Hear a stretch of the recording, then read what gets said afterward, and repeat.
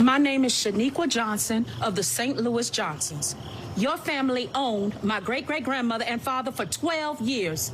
You owe me money.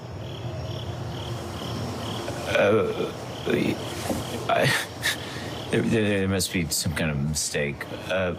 Can we just talk about this outside? There ain't been no mistake. Okay, now imagine if the descendants of enslavers were personally responsible for providing Black Americans with reparations. Well, that's exactly what happens in this provocative episode of the hit series Atlanta, Donald Glover's brainchild.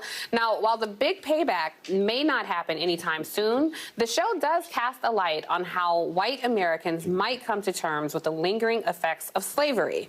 There's so much to talk about, so let's get into it. And I couldn't think of anybody better to join me for this conversation than the amazing Tim Wise. He's an anti-racism educator and author of Dispatches from the Race War. I literally thought about him while I was watching this episode. And Dr. Jason Johnson, MSNBC political contributor, host of the podcast, A Word with Jason Johnson on Slate, and my personal nemesis. Thank you, Jason, for being here. This is obviously not how reparation payments will go, but the brilliance of the episode is it's entirely through the white gaze. So I'm just curious, Jason, what was your thought? You were trying to talk about this with me on IG Live last week. I'm like, I hadn't seen it. Let's wait. So now we can actually talk about it. What was your thoughts about the episode? My first thought is this is how white people see it, and that's what was so interesting. Yeah. Like the massive resistance to reparations is because individual white folks think that a Shaniqua, which is a perfect name because that's the generic name for aggressive Black person, is going to come to their house and say, you've got to give me money. That is not how reparations work. That is not how reparations work in different states and different cities, Evanston, California, places where they've entertained it. But that is how white people envision it. They always see slavery in terms, just like racism in general, in terms of individual action and individual guilt as opposed to collective and societal guilt. And I thought this was a really hilarious way to sort of talk about that issue. It was really, hilarious. There were parts that I literally laughed out loud. I want to play a clip just so our audience can see. For my producers, this is the first thought, and it's basically people are dealing with the fallout and trying to figure out how to deal with it. So take a listen to this, and I'll come to you, Tim, on the other side. It's cleared the way for personal litigation now. They can just look you up and force you to pay. What? No. Really? Yeah. It's scary. I'm looking at my family tree right now to make sure I'm in the clear. Everybody else is too.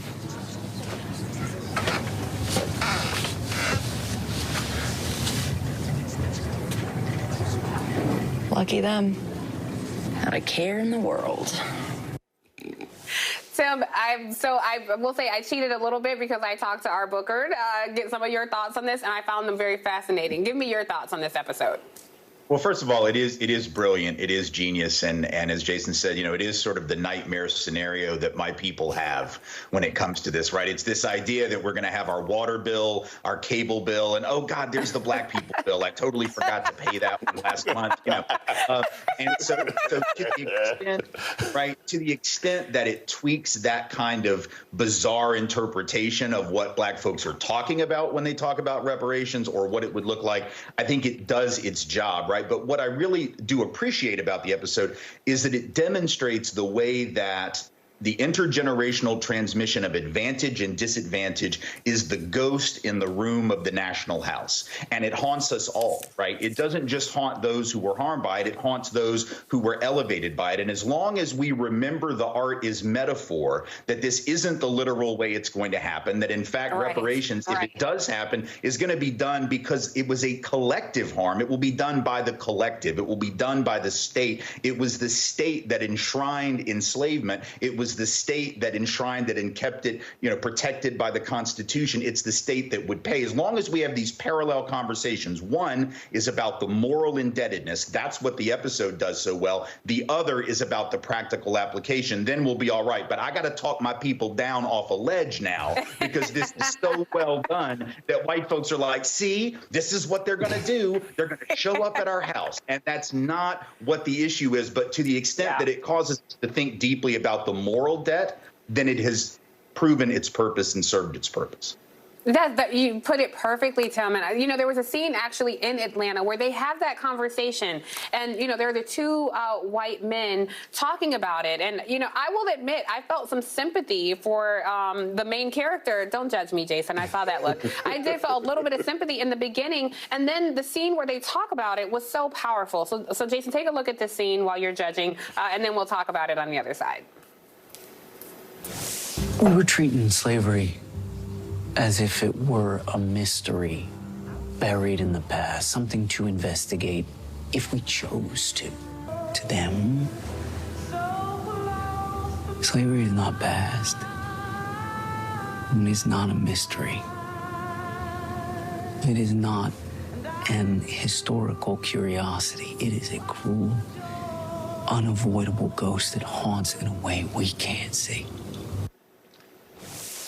It's so true. It haunts in a way that so many people can't see. And I had a very interesting conversation with a mutual friend of ours over the weekend who said, you know, even still, one of the cruelties of slavery is that black folks frame our thinking in what white folks will allow. Right, right. I'm curious your thoughts, Jason, on that scene where he explained it. Well, I thought it was interesting because it talks about the sort of personal pain and also what you've got to do to get past your own trauma, right? Like, if to spoil the scene, because everybody should have seen it by now. No, do not spoil it for people. Okay, fine. The point being, this guy says it's gonna be okay. It's gonna be okay after he tells them what they have to go through, and yet it's not going to be okay for everybody. There's some people, there's some people going to be traumatized. I personally find it funny, as Tim sort of mentioned, the idea of you having like this monthly black tax. I don't know if like the tax enforcer will be like Debo, who shows up at your house or something like that. But the idea that there will be consequences, that you can't pay for the pain of the past without some people suffering, but how you deal with that suffering matters.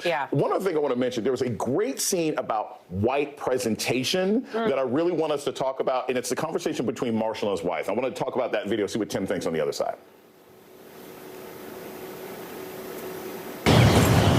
Is it true? Oh my God. Was Shaniqua here? Did she talk to you? Marshall, I can't believe you. Okay, let's just go inside and discuss this. Look, you can't come in here. Seriously, Natalie? Have you checked your background? This could have easily happened to you. I'm Peruvian. This would never happen to me. You were white yesterday. That was such a great scene. And we should say the woman who wrote this episode, Francesca, she is actually, I believe, my producer told me if I'm wrong, but I believe she's from El Salvador. Yes. And it was directed by Hiro, I hope I'm not mispronouncing his name, Hiro Mai, I believe, or Mai. Yes, who is the regular director of Childish Gambino's videos and End of the Story of Atlanta. So that was such a brilliant scene. We have too much, this is way too much to talk about. So we're going to have to take a quick break. So stay with us because we're going to continue this important conversation on the other side. And weigh in on Twitter. We want to hear your thoughts as well. All right, my panel is back with me. And Jason, you had a question for Tim. Yeah, so Tim, right before we went to break, we saw the video of what I thought was this fascinating dynamic of white people sort of changing identity when convenient. You know, Marshall says to his wife, well, Natalie, you know, you were white yesterday. She's like, no, I'm Brazilian now. Talk a little bit about how Peruvian, yes, how whiteness will transform itself throughout time from Irish to white to this, that, or the other when it's convenient, when it's time to face consequences. Yeah. Well, look, the episode is sort of taking us through the stages of grief, right? You have denial at the beginning, acceptance at the end, bargaining is in the middle, and bargaining is what we do. We say things like, well, you know, my family didn't come until after slavery was over. Listen, here's the important thing.